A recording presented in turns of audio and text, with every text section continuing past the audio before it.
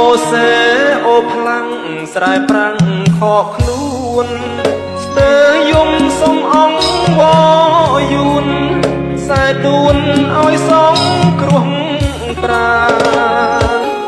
គេបន់ថោកថ្លៃគុំកំរិតទទួលមិនបាន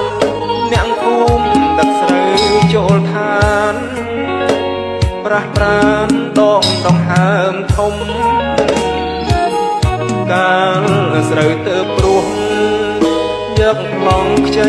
លុយអង្គការសង្ឃឹមវាសនាគិតថាបានរស់សំរុំជីថ្នាំឡើងថ្លៃក៏មិនថ្មីបងប្អូនស៊ូទ្រាំឥឡូវដល់ពេលស្រូវទុំម្ដេចស្រូវចុះថោកទៅវិញខ្ញុំងើយស៊ូមេឃស្រែកស៊ូទេវតាតើខ្ញុំត្រូវធ្វើយ៉ាងណាទៅផុតទុកមនោទោមនិញវិបត្តិភូមិខ្ញុំបានត្រឹមយំដោះស្រាយមិនចេញ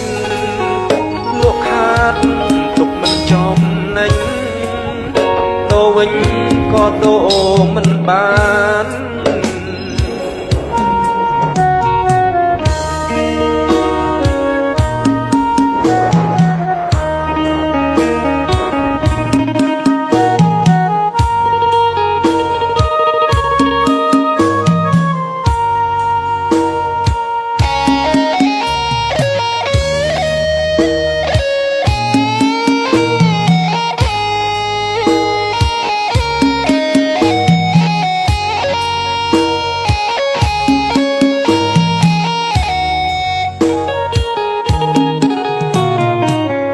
ខ្ញុំងើយស៊ូមេឃស្រែកស៊ូ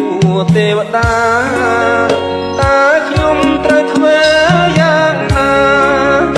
ទើបផុតទុកមនោទោមនិញវិបត្តិភូមិខ្ញុំបានត្រឹមយំដោះស្រាយមិនចេញលោកខាតទុកមិនចំណេញទៅវិញក៏ទៅមិនបាន